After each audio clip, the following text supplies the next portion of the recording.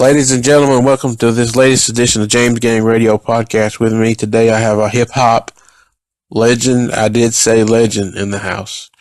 He's one half of the duo, the Luniz. If we remember, I Got Five on it back in the day, which was, they had more songs than that, but I'm only saying that one because that one was an absolute classic, still played to this day. If it came out, you thought it would still be brand new because that's how good it was. Yukmouth, he's a solo artist, been to rap a lot, and he's had a good career himself, solo career. So I'm glad to have Yukmouth Luniz on the show. So what's up, Yuk? Hey, what's poppin', man? Glad to be on the show. Glad to be on the podcast, man. Appreciate the love, man. You know, and shit, man, let's get this shit poppin', man. I love doing interviews, man. I love having you on here. Hey, let me ask you something. Back in how'd you link up with Numbskull first? Oh, man, me and Numbskull, man, junior high school in the 8th grade. And Num was the rapper of the school. He had his little crew called Brothers with Potential. I was a little D-boy. I was a hustler, you know what I mean, and the cartoonist. So I would draw their logos, you know, for their rap group. It went from me drawing logos to being actually in a rap group. Now, I knew how to rap a little bit, but Num was a real rapper. Like, he was one of the best rappers in the school, if not the best rapper. So, fast forward time, you know what I mean, I get caught up in the street life or whatever, end up going back and forth to jail. I do a year in juvenile, and that's when I, you know, locked it down and really got serious with my rap. And I really developed my skills, you know what I mean? So that's when I came up with the concept of the Luniz name. I drew the Condom Man, which is the logo. I came up with my name and Numbskull name. Numbskull was the skinny one, you know, when he was in BWP, Brothers with Potential. But when I got out of jail, you know, I gave him the Numbskull name, and I told him about, you know, we're going to be the Luniz, the Looney Tunes, not the Luniz. It was the Looney Tunes at first. And I just broke the whole concept down to him. I had a song written called The Ice Cream Man, The Rig Up, all the shit that got us our record deal and got us signed to C-No Records. I wrote all that shit in jail and just basically added Num on when I got out of jail because he was the dopest rapper I knew in junior high. Now, when I'm in jail, this is high school, so this is years later. And I still went back and recruited him because I knew he was one of the dopest rappers I knew in junior high school. So that's how we started getting down. You and Num, well, y'all go back y'all were kids. Y'all were kids, you know, grew up together then, pretty much. Yeah, we grew up together. Straight up, since teenagers, you know what I mean? So that's awesome. We've been fucking with it, period. So that's what makes the group real, you know what I mean? Like, this is my brother, you know what I mean? Before we even start rapping, we was, you know, best friends. So that's what makes it dope, you know? Yeah, man, that's got to be a great thing to have success with one of your friends. I mean, yeah, there couldn't be nothing better. I mean, I couldn't think of anything better. But you just mentioned Ice Cream Man. You know, we didn't have the internet back in the day. Yep. Back in 95 and stuff, so we had the source and all the stuff to keep us informed. The Ice Cream Man thing, was there a thing with Master P about that song when he did his Ice Cream Man? Yeah, it was a little static. It was just that Master P did it after us. We did it first. We did it in '93 with the video and Juvenile's album, Fools from Streets, and we did a video with the ice cream truck on the Triple Gold Days, which Friday will eventually come out a couple years later. Ice Cube's movie with Chris Tucker, and they use the same concept with the ice cream truck on the Triple Gold Days with Big One. Yeah, that came from my video.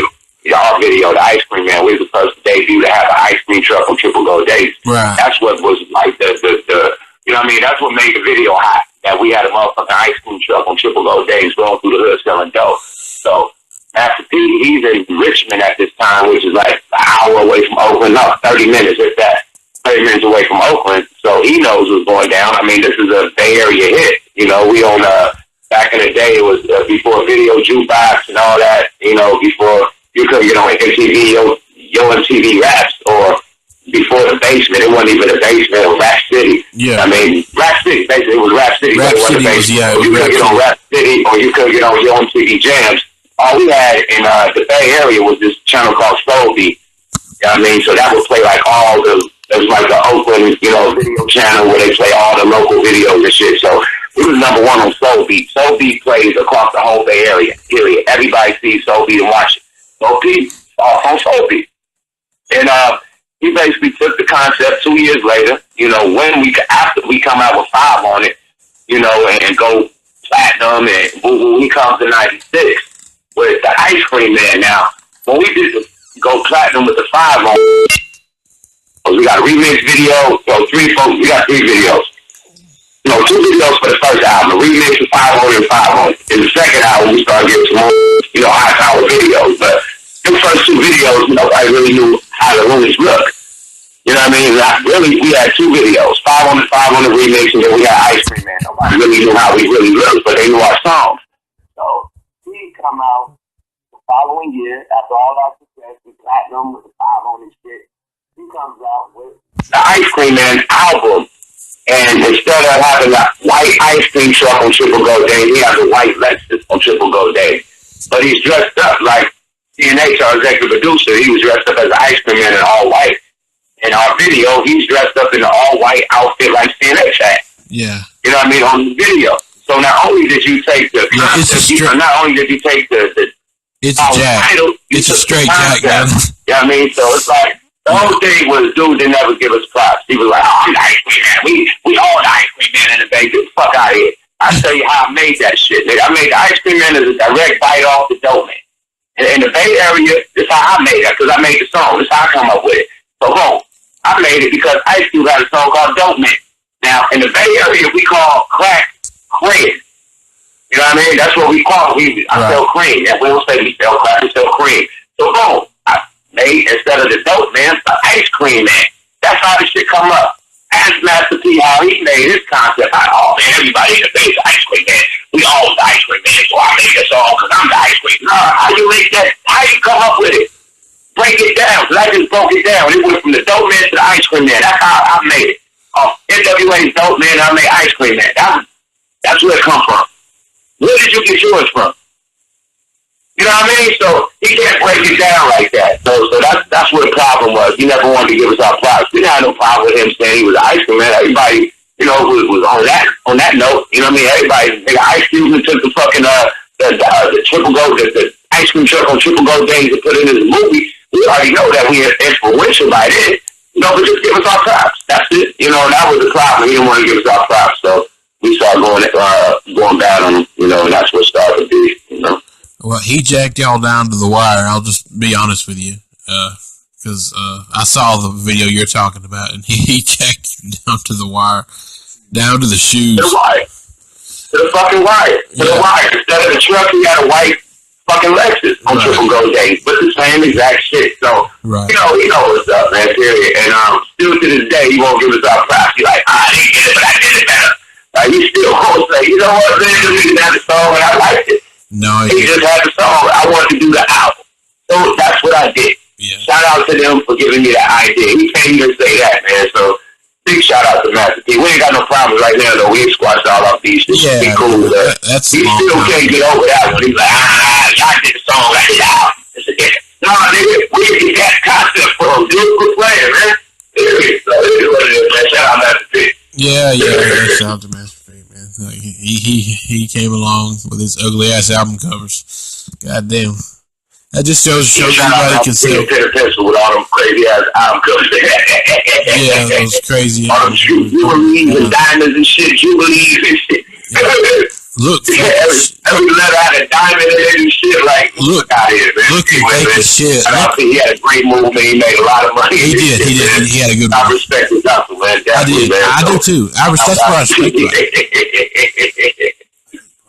I want to switch focus for just a second. Can you tell me about what it was like in that time, that 94, 95, 96 period, being from the Bay, everybody coming, E40, Sully Cell, and everybody coming out, and they're coming out hot. They got hot tracks, and everybody is repping the Bay pretty hard.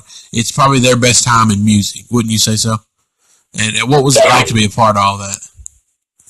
Definitely. What'd you say? What was it like to be a part of all that, the Bay Area movement? Because y'all kind of helped carry it. What did you say? What was the big part? What was it? I said, what was it like to be a part of it? Because y'all were kind of the leaders. We fought on it. Man, it was fucking amazing because first of all, I come from a neighborhood, that all we played was Zito and E40 and the Click and Too Short. You know what I mean? This is like, fucking Selsky, Stelly Sale, Mac Mall, JT the Bigger Figure, and the Get Low Posse. These is fucking, rest in peace, Cool Nut. You know what I mean? Matt Dre, rest in peace. We looking up to these dudes, and we banging this shit all in junior high school and high school. To actually meet these dudes and working with these people was a blessing.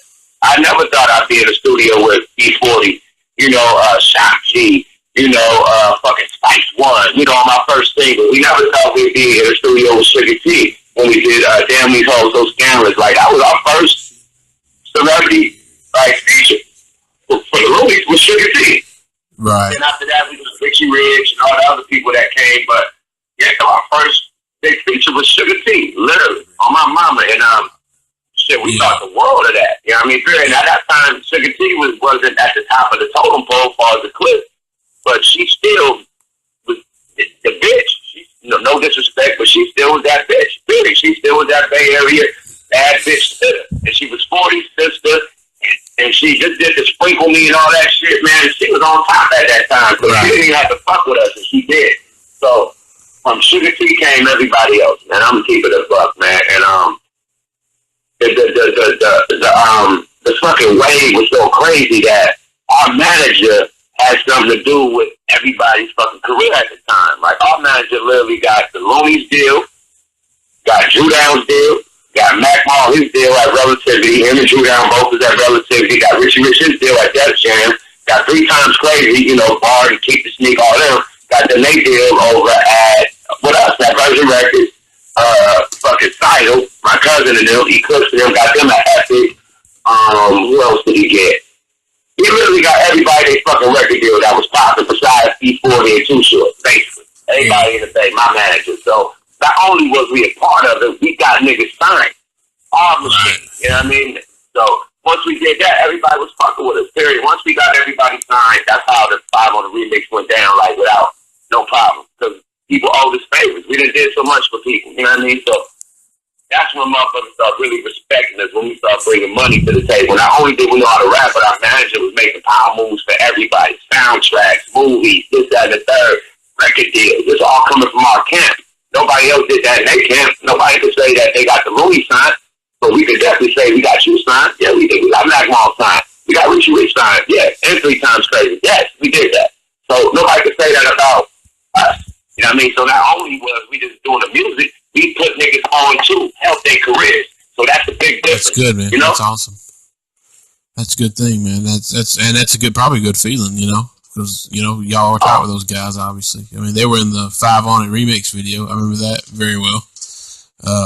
You got to understand, man, in the South, back then, we didn't have those groups. We had Outkast, and we had the Ghetto Boys.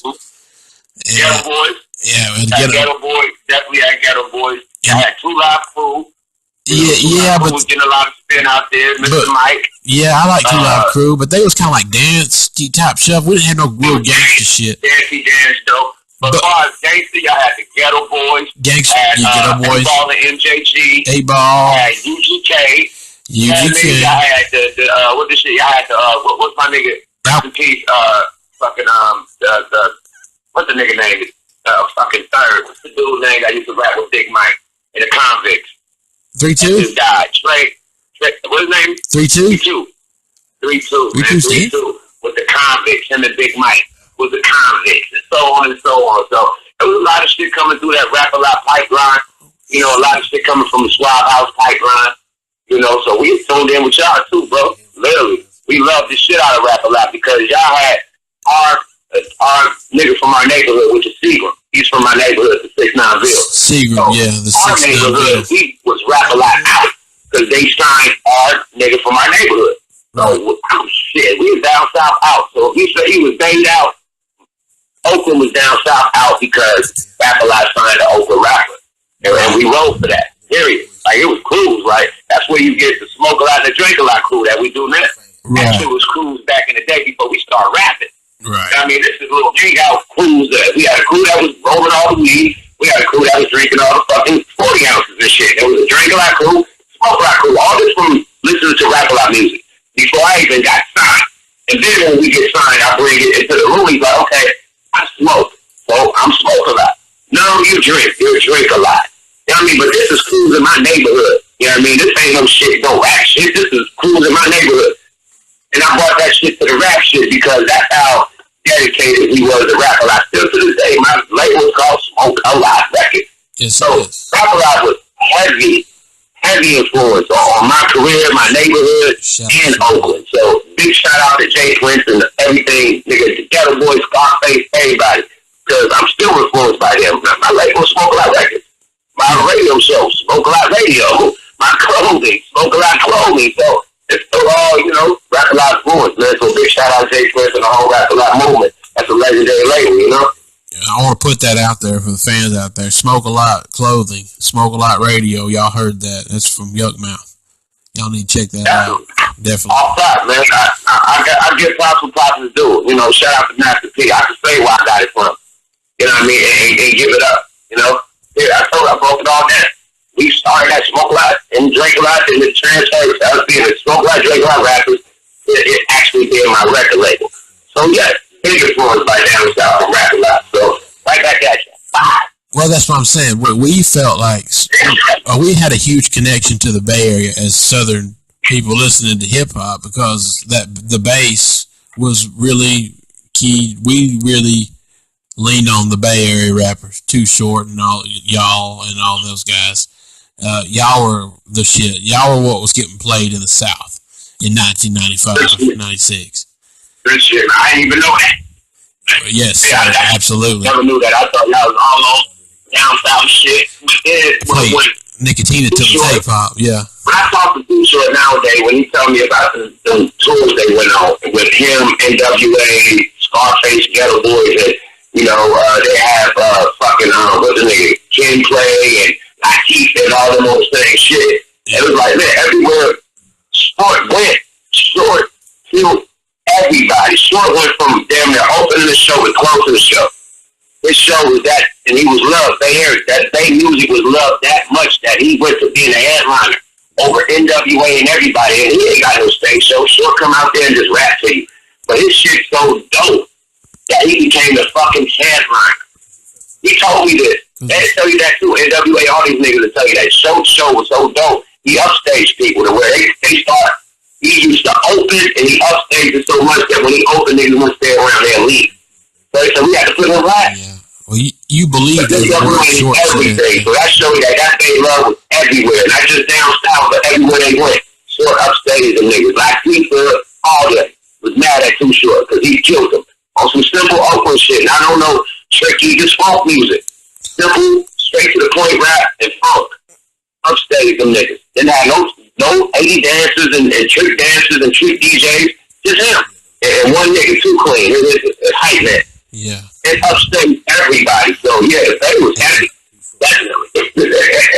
And some fat ass bass lines. I ain't gonna lie.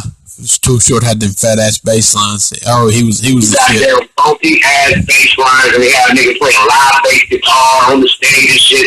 You get all that. You know what I mean? So yeah, Short upstaged the niggas, period, man. And that's because of the love that everybody has for the Bay, you know, nationwide, you know, straight up, man. So big shout out to Short, big shout out to 40, you know, big shout out to Sebo, all them niggas that pioneered the way, you know, for us to follow after them, you know. MC Hammer, you know, you gotta give it up to Hammer first. He was the biggest rapper. Niggas talk that shit about Hammer. Oh, he ran through his money. Yeah, but the nigga sold 50 million. You know what I mean? That's right. What can you say? How many you sold? Like, shut the fuck up. You know what I mean? But let the next motherfucker do it and you gonna praise him. You know what I mean? So Hammer's a big part of Bay Area rap history. And niggas keep leaving him out. That's bullshit. He was the biggest to do it out the Bay. Yeah. Hammer went broke trying to take care of his people. You know what I mean? He was trying to do a good thing, you know? And he got fucked over, you know? How many times, I don't know how many people I know that's done that, you know? That's tried to help people. Man, I'm gonna tell you like this, man, from some street shit, man. Okay. And I don't know if you ever been through this, but this was the average black, not even black, just people, person from the street. It could be an Asian nigga, Mexican, whoever. The average motherfucker from the block who ain't never seen no money in his life when he first gets some money, he gonna go, bro, he gonna run through that shit here because he don't know what to do with it. He don't know how to manage it. He don't know how to make proper investments. All he knows is all the shit that he ain't never had in his life. He about to go get it now, right? Right.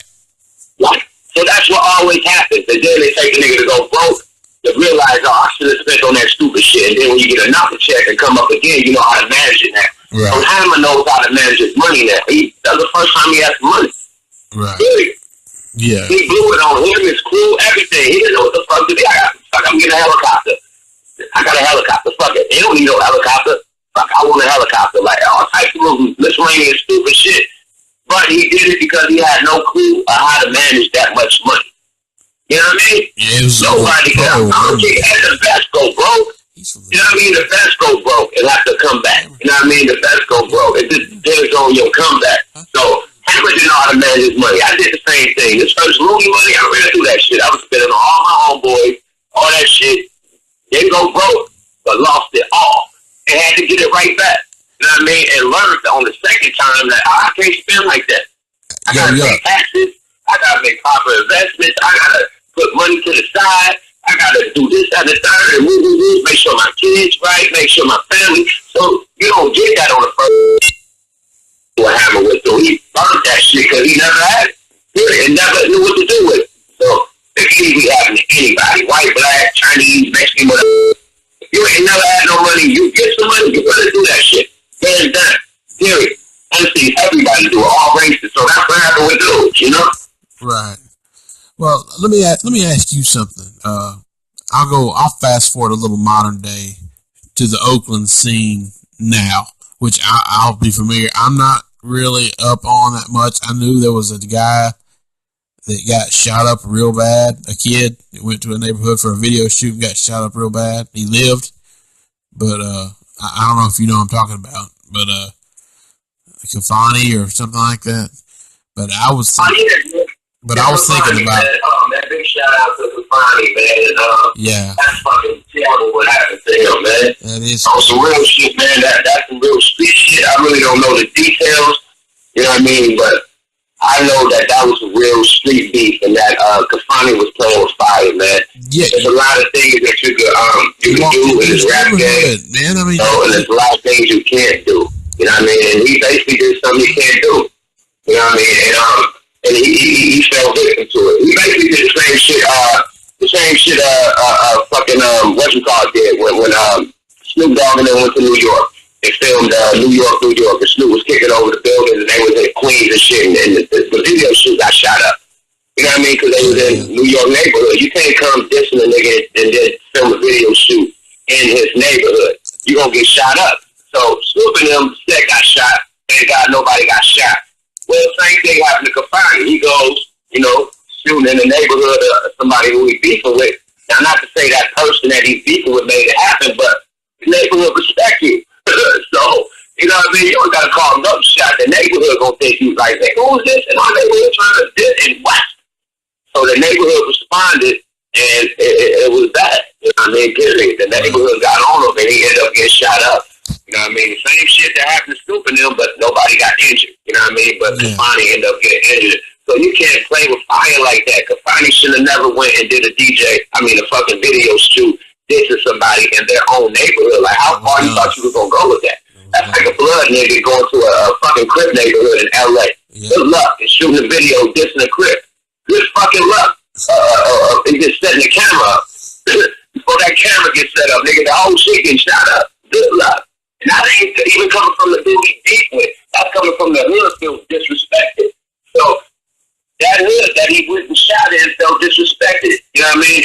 You can't disrespect nobody's neighborhood like that. Like, you really, okay, you disrespect the rapper. There's only so much the rapper can do. But the neighborhood, that's a whole nother level, man. So to finally diss this neighborhood that's notorious for just doing wild shit. Yeah. He became a victim, and I hate to say it because Kafani is one of my good friends, man, one of my young boys, man. I watched him, helped him.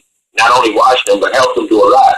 You know what I mean? On his come up. You know what I mean? Period. Me and my homeboy, Pretty Black, rest in peace. We helped Kafani like in his beginning stages. Helped him lock down the features that he was getting. Music, studio, whatever, video people, whatever. We was lining them up with a lot of shit, radio spins, all all the shit DJs. So we was real, a part of his movement. We helped him a lot. So to see that shit happen, I was sad and I was mad as fuck. Like, man, why you do that? I wish I could have talked to him before he made it happen. You know what I mean? Like, dude, don't do that. Don't do that, because I know that neighborhood. My cousin is from that neighborhood, so I know that neighborhood well. I would have told him, oh, don't do that.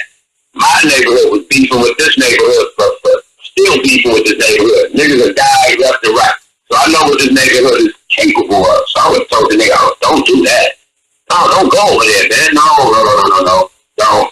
Film a shoot the video at your house, nigga. In the studio or soundstage. Don't do that, bro. Please don't. I would have told him that, but nobody knew. He just popped up and boom, it happened. You know what I mean? So with shit like that, you gotta talk to your big homies. You gotta have somebody that's not a yes man. You know what I mean? I think he had a lot of yes men around him. Nigga, we're gonna do this, nigga, yeah. And now he got shot up and he in a fucking wheelchair and paralyzed. Where's the yes men at? They going off in the wind. Same motherfucker that got you shot up. So that's it. I'm mad. I'm mad, man. Well, let me ask you, man. I hope speedy recovery, man, because he's definitely recovering. He's down there walking again. So that's good. That is good. That's good. That's good. I'm glad to hear that. I mean, like I said, it was a dumb thing to do, but I hope he learned. I mean, I'm sure he learned from it. So we'll definitely life lesson. You know what I mean? Wake up. You know what I mean? Like this shit. Music is music, man. You can't get too emotional with this shit, man. You get emotional and bad shit gonna happen, bro. You can't get it's just music, man. You know how many niggas diss me that I ain't responded and I don't give a fuck about responding? I don't care. You ain't see nobody name who the fuck is. No, fuck your mouth, this nigga. I got around my shit. I don't care what the fuck you say, because I know it's the real. You know what I mean? Period. And I ain't got to prove myself to nobody. Yeah. I've heard those stories. One guy. I always hear that shit. One guy. So what the fuck your opinion is and what you over there screaming, that shit don't pay my bills. That shit don't. No. They put my kids in college and do the shit that matters in life. So your little ass opinion, I don't give a fuck about it. So when people learn to get over that, man, get over people's comments, people's ridicule, everybody got a right to make an opinion. Fuck your opinion. That's right. I mean, I don't care. That's just what you think. That's not law. That's not law. What this nigga think is law? No, it ain't. That's just opinion. That's what who cares. Yeah. Fucking cares. That's how you feel? Oh, for real? Okay, cool. Don't fuck with me then. If you don't like me, don't fuck with me. I got it. I get it. Cool. I'm moving on. I'm not gonna hop in the studio, waste my time writing fucking 36 bars or 42 bars or whatever the fuck 3 verses add up to. I'm not gonna do that. Yeah, well, unless you the top nigga like a JD or a 50 Cent or something. Oh, damn, let's go. You testing my pen, I'm gonna go at the top, but not for MC No Name. Right. And even if the big names nigga come at me, it's just gonna be lyrical. I'm not gonna be emotional. Like, I see him, I wanna kill him. I wanna shoot him up. Like, no, it ain't that serious. It's just music competition, musical competition, friendly competition of who could be the best lyricist or who could make the best music. Other than that, I don't give a fuck. I'm not trying to take this shit to no street shit. For what? Yeah. Well, what you said about the streets earlier, I'm not going to touch on it, but I'll just say it's easy to jump a person when you've got 30 people, right. to jump on one person. That's true. Huh? That's true. But nobody who cares. You know what I mean? That shit happens. Yeah, fuck it. I'm alive, I got that shit right back. I'm back on top, back doing what I do. You know what I mean? Yeah. But you learn from that. I learned that, okay, cool. Don't hop out with fucking $90,000 worth of jewelry, talking this shit at night, with on watches. You know what I mean? With fans and shit trying to walk up and get autographs, acting like they want autographs, so they really there to try to fuck you and Suge up. You know what I mean? So it is what it is. Niggas don't even know the hack. That nigga Suge was on crutches. He just did the Malibu crash. He just crashed. His jaw was broke. His jaw was wired up. He couldn't talk. He was on crutches. He barely made it in his car when this shit happened to me. But everybody like, oh, Suge did he set you up? Man, Suge in jail right now. Ask that nigga, do he got a Yukmouth case? He said, there's been said on TMZ, well, you just got charged with Yukmouth stuff. That shit never happened. But everybody believe TMZ or believe what you hear. That's cool. But I know what really happened. Still know what really happened. TMZ know what really happened. The officers know what really happened. That's all that counts, man. Yeah, all these other niggas' opinion, man, I don't give a fuck. That's it. That's it, man. Straight up. It ain't got nothing to do with music, you know? Straight up, man. Serious. Straight up. I know the niggas who robbed me, and it wasn't sure. That's all I'm saying. That's it, man. On the record. That's it. Niggas post my shit on social media the next day. Wasn't sure. Fucking Pyro Crips. Pyro Bloods, Denver Lane Bloods. From LA. Period. It is what it is. Nigga, what's nigga name? The Menace Compton Menace. He was the first one to post my shit. Oh, the dude was with Game. Yeah. Dude was with Game for a minute, yeah. Yeah, he was with Game, and Game wasn't fucking shit. They weren't on the same side, so how that add up? How did Compton Menace was the first one to post it on Twitter? Because he was beefing with 40 Glock at the time. So he posted on Twitter like, yeah, and then tell your niggas 40 Glock, come get your chain. That's how he come in with it. But he was the first one to post it the next day on social media. Yeah, that's real smart. You don't fuck with shit. How he get the chain? Right. It's like, you gotta really think and add this shit up. Like, it gotta make sense, man. But the shit that people say, it's the music, it sounds cute, but you gotta be real. Like, how this nigga that don't fuck with Suge at all get the chain? The first nigga to get the chain. That's cool, man. Like I said, I remember hearing about it, man, but like I was like, that shit could happen to anybody. You gotta ask yourself questions. You know what I mean? You gotta ask yourself, like, yo, how did okay, Suge did it. It would have been somebody from back 10. Like, who? It would have been a death row artist that who was death row at that time. I don't know, probably Daz or something. You know what I mean? Whatever. Daz was running death row back then. It would have been something like that. Yeah. When the big came, Compton Menace, because Compton Menace was the game. The game wasn't fucking with shit. They was big time beefing at that time. Right. Yeah, if you were going to his home. You gotta add that shit up. You gotta really add that up, my nigga. Really like, okay. You know what I mean? Yeah. That part. So, it is what it is, you know? And I took an L. You know what I mean? Everybody take L's in this game. Shout out Meek Mill. But niggas take L's, man. It's about how you bounce back. You know what I mean? Period. I got caught slipping. It happens to the best of them. Yeah, real gangsters don't put up pictures. Motherfuckers be acting like everybody's Superman. Like, nigga, I done watched the biggest kingpins in my neighborhood get shot up, robbed, tied up, you know what I mean, pistol whipped, took all they shit, and then come back on the block and still be the kingpin the next day. He got caught slipping. You get caught slipping sometimes. They don't take no credit. They don't take no credit of what he has done, what he's still doing. You got caught slipping, big homie. You really need to, you know what I mean? You need to, you know what I mean, restructure your program so that don't happen no more. Right. And that shit happens to the best. So when niggas get robbed, and then niggas go, you got robbed. Nah, anybody can get robbed, nigga. You slip. You slip, bruh. You out there with all your jewelry on, you by yourself, and motherfuckers approach you and strip you. You slipped.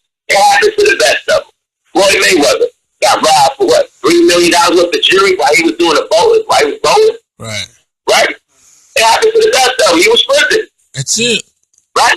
It can happen to anybody. It happens to the best of them. So I take it as an eye opener. I know what not to do now.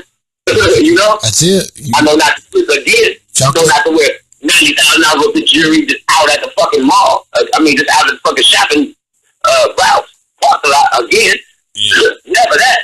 You know what I mean? So you know what to do. You learn from your mistakes. Period. So I learned a big lesson. Yeah, chalk that shit up and just move the fuck on, you know? Like, ain't nothing else you can do, right? No, that's all you can do. Just bounce back. Hey, and keep it moving. Yeah, let me ask you something. You know this cat, Charles Crosby from Oakland, who fucked with Griselda Blanco? Yes. He's from Brookfield. He's from my cousin neighborhood. Okay. Yeah. I just a random question. I didn't know. I wasn't familiar with Oakland and the layout and stuff. And I was going to ask you, what do you think of Krayshawn and them when they came out? My thing is, I loved it because it was, representing the Bay. I love anything that represents us, But when they start saying a nigga word and all that, I was like, you know what I mean? But I'm from the Oakland. I'm from the Bay. And we got a lot of white dudes. We got a lot of Asians. We got a lot of Mexicans. We got a lot of Filipino, Vietnamese, and everybody say nigga. Here, everybody, white, black, everybody say nigga in Oakland. Period. Because they all out there grinding, hustling together, and they fuck with each other. So when Mr. Fast, he was like, yo, man, that's Little Sis and them. They really raised out here in Oakland. They really in the streets. They really, on the turf and whoop. So they was raised like that. That's why they say nigga. I had to get the breakdown. I thought they were just the motherfuckers that were just, trying to just capitalize off, you know what I mean? Right. The Bay Area movement, and just like fuck it up, just really press that line. I'm like, man, Eminem hung with niggas all day, and he never said the N word. He knew, even if, you know what I mean? He knew not to say that shit. You know what I mean? And what the backlash was gonna be. So I just hated that they said that shit because she had raw talent. You know what I mean? She didn't have to say the N word, Krayshawn, all them. They had to do all that shit.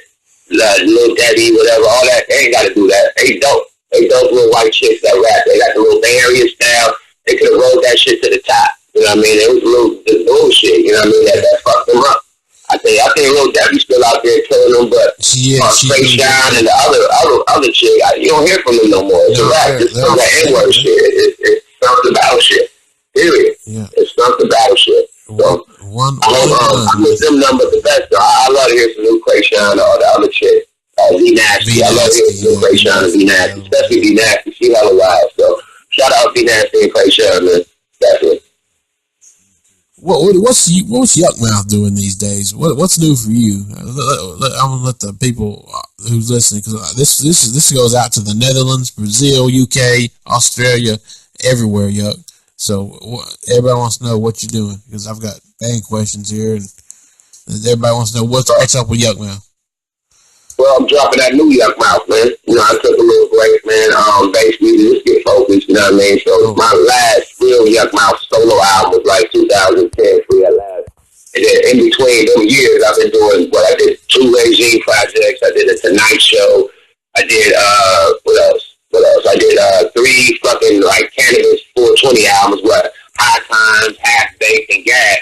So I've been dropping albums, like little compilations and mixtapes and shit, but not that official Yuck. So saying all that to say this, my new album is dropping next month, JJ based on the Bill story. It's going to be a double album, and I'm splitting it up. I'm dropping one album in January, then the next album in February, due to the tolerance of music. Like, people have a short tolerance, like they get over shit fast. So I could release the 30 right now, and niggas be tired of it in a week.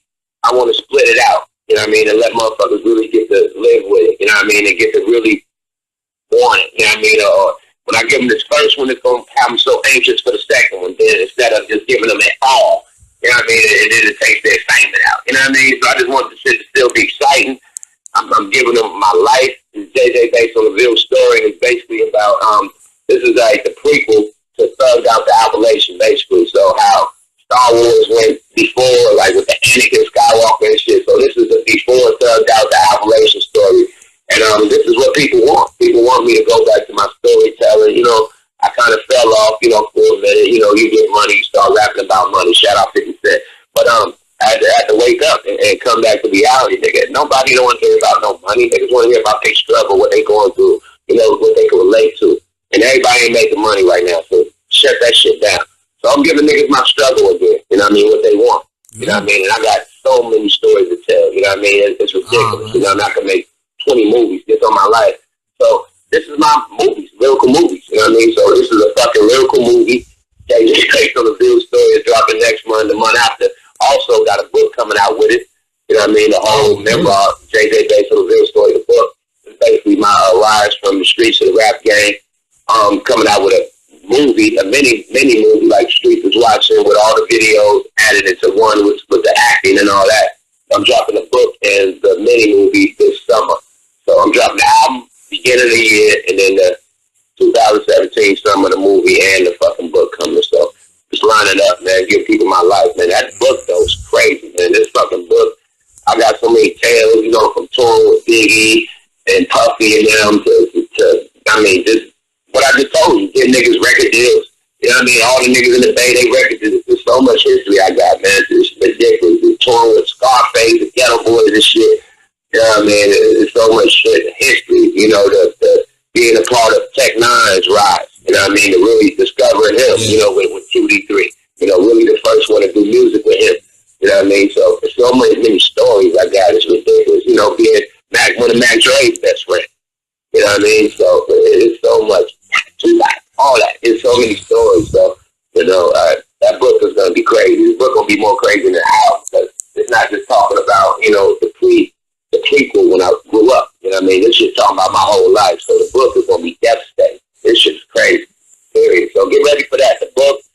mini movie, and the double album all this year, man. JJ based on a real story. That's what I'm doing. Right. And I got Smoke Out Radio. Of course, we're about to get my podcast back popping. We was at Be Real TV for a minute. We decided to part ways. And I'm going to go do the shit myself. You know what I mean? Period. Boss niggas do boss shit. So, Be Real, you know, big shout out to him, the whole Be Real TV. They gave me the game. They gave me the opportunity. I learned a lot over there. I learned so much that I decided to do it myself. So, yeah, Smoke Out Radio coming back like in February. We're going to do the relaunch. We still going to have all the hosts, JRJ, Simone Taylor, and Kato. We're coming with the round table, the debate table. Still gonna be the same show. We still gonna kick it. But yeah, that's gonna be relaunched in February. I got Smoke a Lot Clothing. I'm doing a lot of collabs with people. I got Smoke a Lot glass company that I got, which we do bongs, we do wigs, we do pipes, all that shit with the dragons on them and all my logo. Also, I got my vape pen company called Don Vape. I partner up with these vape pen companies. These dudes are fucking crazy with the vapes. So I'm a partner with that, Don Vape. We got all the vape pens coming out. I got my signature vape pen called the Dragonfly with the dragons on them. Go grab that at www.donvape.com.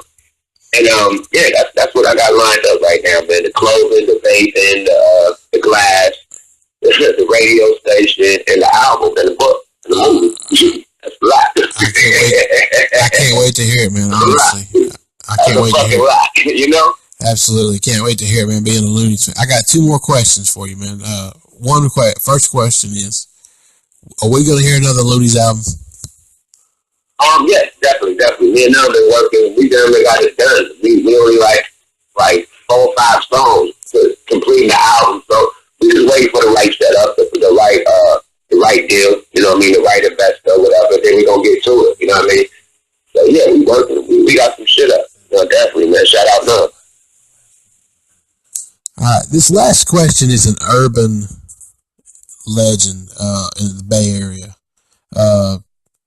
Biggie, back in the day, had apparently said something on the radio about, Biggie said something about E40 and ended up in the Bay and apparently got hemmed up by a 40s crew and basically showed how much power that E40 carried in that area. Like, you don't fuck with 40 around here, you know?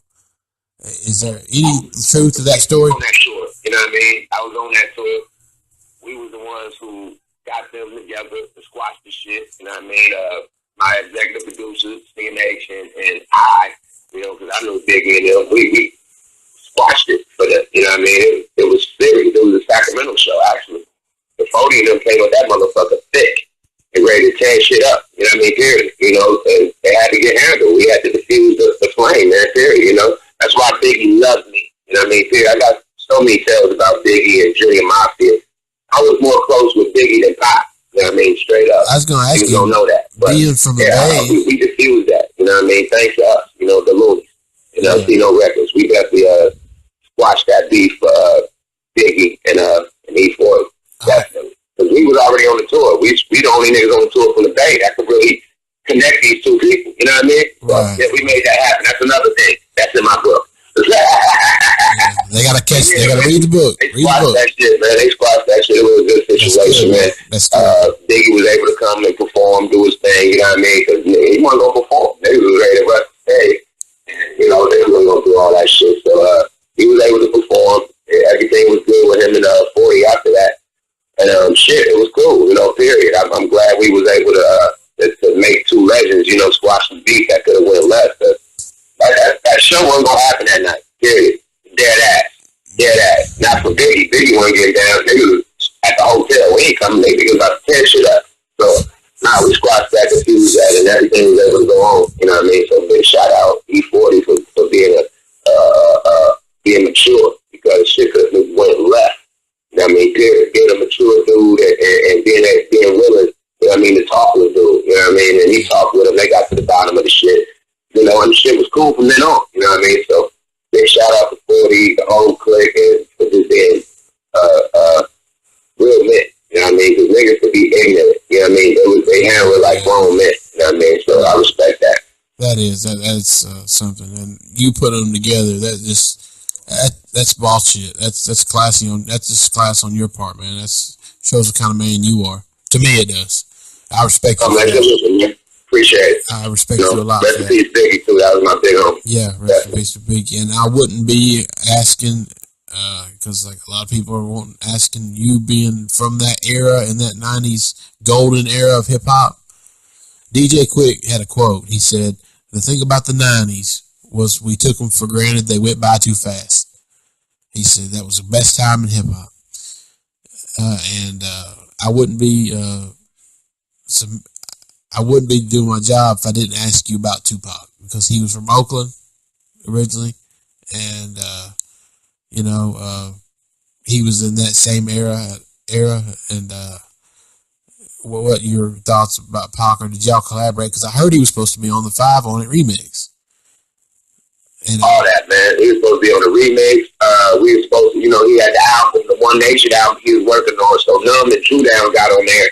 I didn't get on it because I was locked up. So I ended up going to jail and missed the studio session. But Numb and Drew got on the One Nation. Pac was supposed to be on 5 on the remix.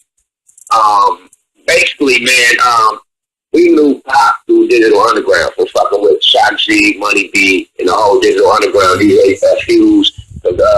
DJ Fuse, who's DJ for Digital Underground, ended up becoming the Luniz DJ.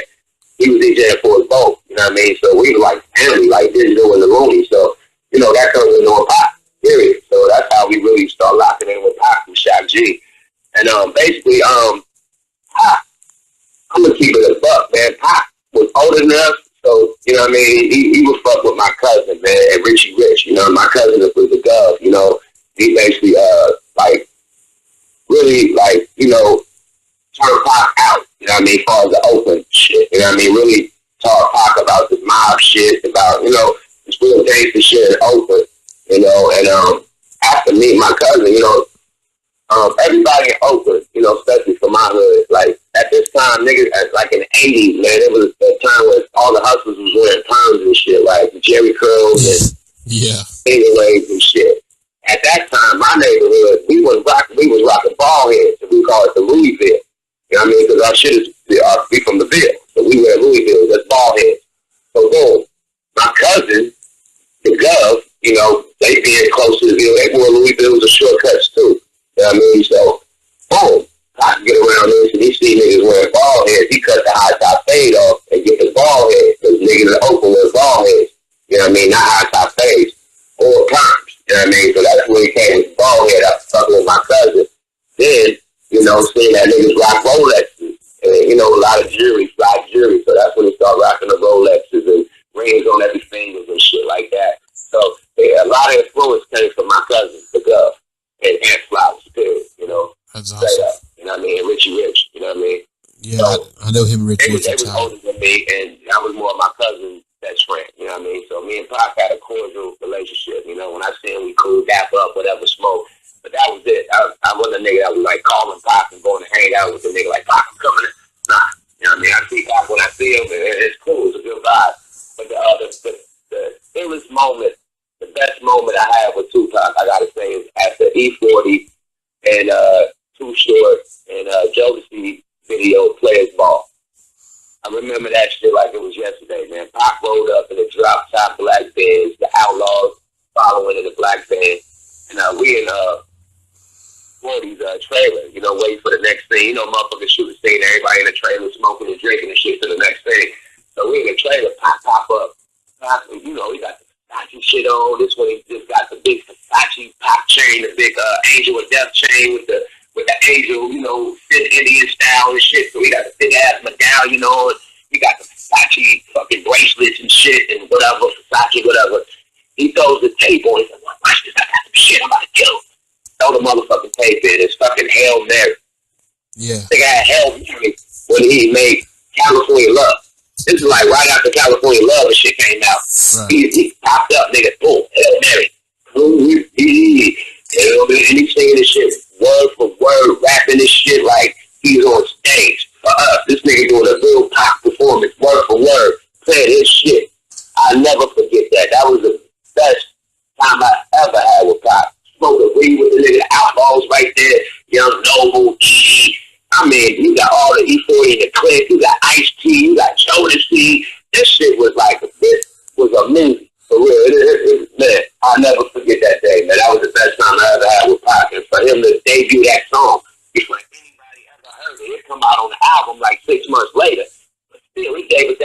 was right when he was like, niggas say from the studio laying that shit. Like, watch, I got something. Yeah. Y'all think that hit him up and say, watch this shit. But that's coming with me. And wow, nigga, you rap different. He wasn't even rapping like he rapped on here. He was a whole different nigga. So for me to see the transition from Paco, from Tupac to Machiavelli, that was a fucking this honor to see that alone. I watched him change his rap style. Oh yeah, I thought it was cool. That was awesome. Fucking great, man. I watched him change his rap style, change his persona. Period. Straight up, man. So big shout out to Pac, man. Rest in peace, man. We lost, like I say, man, Pac was like, just like how Rap-A-Lot was. You know, everybody in Oakland loved Pac because he was a Panther. You know what I mean? Because he came from Digital Underground. Because he fucked with Richie Rich, you know what I mean, and the Gov and shit like that. We felt like he was a part of us. Because he hanged out in West Oakland and Lake Merritt and shit like that and East Oakland and all this, we felt like he was one of ours. You know what I mean? Just like we felt like Rap-A-Lot was ours. You know what I mean? When they started King. You know what I mean? So same love with Tupac. I mean, we love the shit out of Tupac, period. Straight up. So big shout out to Tupac and big rest in peace, man. We lost the best, I think, literally. I think he's the Michael Jackson of hip hop. He was. Hands down, the Elvis of hip hop. Yeah, the James Dean, man. Of hip hop. One of them two. He's definitely that dude. So, yeah. Straight up, man. Damn we lost a great. We lost. I think he would have been the first Barack Obama. I think he would have been the first black president if he was alive. I think he would have been that nigga in office instead of Barack. Straight up. It could have been. He was moving like that. I mean, he was on some deep shit. If you ever listen to his interviews, he's thinking, man. His lyrics, he's deep. He's just so deep. But I didn't want to get away from Pac. No disrespect to Pac, but this was, I didn't want to get away from the Luniz, man, because that's y'all my shit. This is Luniz time.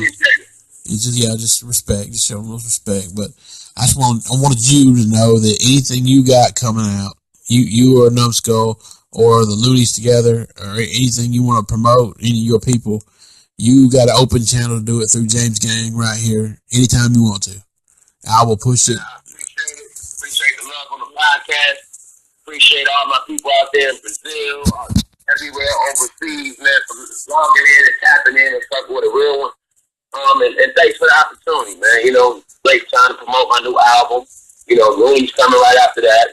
So once we finish up this Luniz shit, we gonna get back online with me and them, and we gonna chop it up with you. Well, like I say, I do appreciate you taking the time to come in, or come on today, not come in. Come on today and, give me the time, because like I said, I am an old school hip hop head, and I love the Luniz. I won't lie, I've been a Luniz mark for a minute. Y'all were down with Rap-A-Lot and all that stuff. So, and anything you want to say before anything you want to part with before we sign off? Before you sign off, man, just big shout out to the fans. Because without y'all, I'm not nothing. It should be popping. So thanks for having my back. Thanks for buying the music and supporting us all these years. First and foremost. And then shout out to my squad, man, the Regime. You know what I mean? Everybody from Tech 9, fucking Ampertino, everybody know who they is. Shout out to Mob. Yeah, the Regime. Shout out my staff at Smoke A Lot Radio. You know what I mean? Shout out my crew at Down Bay. Shout out my crew at Smoke A Lot Glass. And shout out my people that helped me with my Smoke A Lot clothing. Teamwork make the dream work, man. So shout out everybody who definitely helped me on my day-to-day, man. Because without y'all, I wouldn't be shit neither, man. Shout out my manager, KZ. Who hooked this interview up? Yeah, tell him thank you. A lot of shit would be going down, man. So yeah, we definitely appreciate it. If you need anything on the kid, man, anything about Yukmouth, latest albums, videos, tour dates, merch, all that shit, man, hit me up on SmokeALotRecords.com, man, for all the latest and greatest on the kid. We're gonna get Yukmouth and Numbskull in Tennessee, or Yukmouth. We're gonna try to get the Luniz in Middle Tennessee. We're gonna try to get them some shows here. We love them down here. We're gonna get them on stage here. The South loves Luniz. Can't wait, man. We love Tennessee too, man. So, man, James Gang signing off. Man, that's what's up.